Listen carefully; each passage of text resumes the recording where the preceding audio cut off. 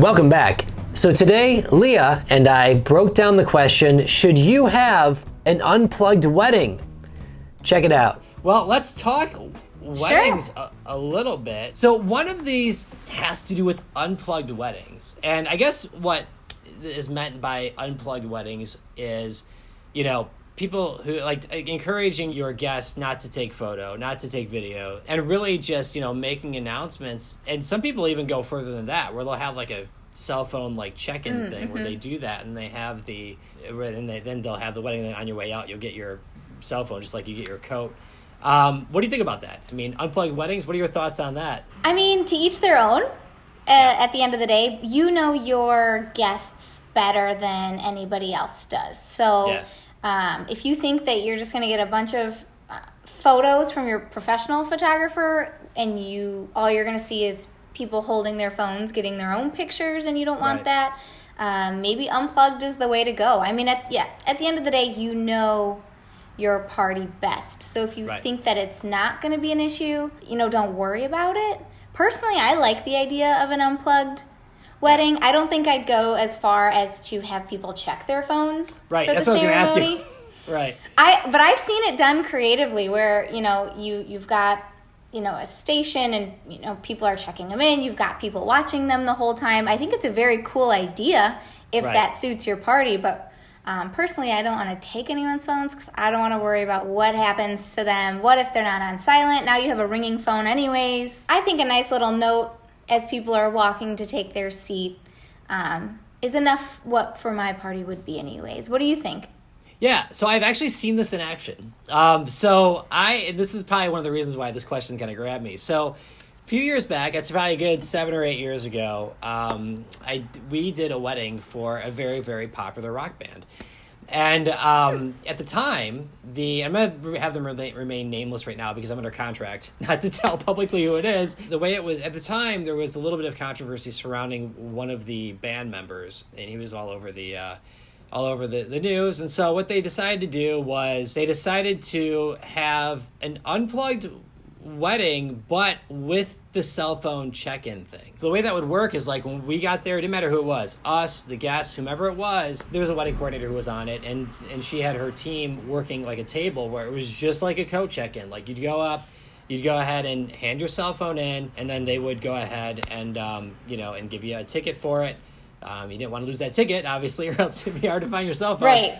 But yeah, then on your way out, you gave them the ticket and you got your phone back. And I mean, it seemed to work. I mean, as far as I knew, there was a small news story on it, but nothing too crazy. Nothing was leaked. Nothing was uploaded from there. And then over time, I think as they got their photos, especially, some of those ended up, in the press and whatnot. I didn't even know who it was. Like, they wouldn't tell me. All we knew is that we had a wedding booked for that day. We didn't know who it was.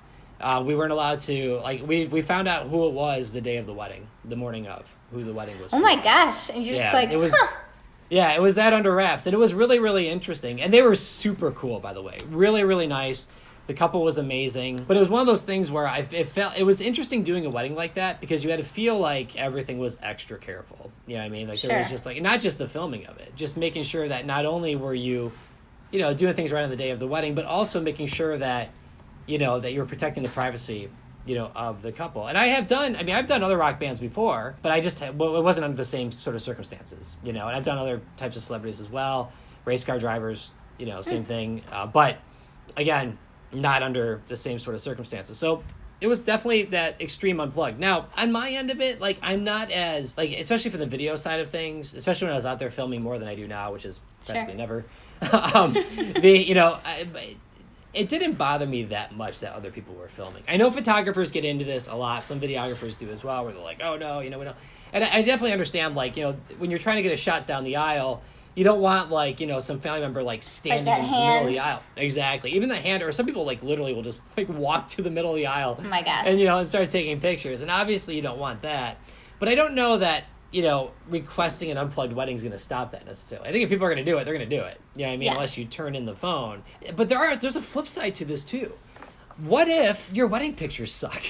What if your video's terrible or something gets missed or there's a technical glitch? What if, for some reason cameras weren't operating properly, they're losing the main angle, and you don't have that first dance? And the wedding company's like, hey, really sorry, I refund you back some money. But then they're like, hey, does anybody have that? Yeah, that's a good point. So I think that your professionals are supposed to show up, and do it right and get it done, and it should be a given. On the photography side, I've had clients contact us saying that, I just had one yesterday, saying how much they didn't like their photos but loved their video. Just for the record, we did not do the photography. But nevertheless, it is one of those things where somewhat, and not that you want people to do backup necessarily, but having an alternative just in case you need it. If someone happens to be taking photos, I don't think it's necessarily a bad thing. Obviously, there are extremes to all of these, right? Sure. I think asking guests to be mindful anyways is a good approach. When I'm just scrolling through my own feed, what kind of makes me stop is when I see like an Instagram story and there's, a bridal party getting ready and I can see the bride. Yeah. And she clearly hasn't seen her groom yet. Right. So even starting from that beginning, being a mindful, bridesmaid or groomsman, take those photos, take those video, but just remember, this day is about the couple. Maybe they want to share their first pictures. Well, right, and that's the thing too. I completely agree with you on that. Like that's a really good one. Actually, it's a good point because it's not always so much the taking of the photos, it's the posting it to social media. Yeah. Because like you said, that's an excellent point. Like you said, they might want to be the first ones to share that. I have venues contact me. Like, hey, can we see the video of this? Can we get the video of that?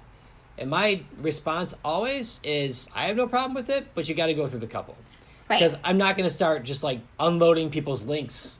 What if there's somebody in there that they, that maybe, I don't know, maybe there's some FBI agent or something. I don't know. You never know. It was protecting in identities. Right, exactly. And we've had it before. We have, a baseball player coming up. A guy who plays for, Major League Baseball. Maybe, he wouldn't want something like that. And maybe what if that venue contacted and then I just gave it to them, but but they didn't technically, put some sort of clause in there. But at the same time, they don't want their stuff all over the place. They want to be able to be the ones to post it. They want to be able to have the, the authority over that. And I know a lot of companies get into it's our footage and I've never liked that approach because at the end of the day, it's not you who's in it. Yeah. Just being a mindful guest, I just feel like it's always important. At the end of the day, you're there to support the bride and groom.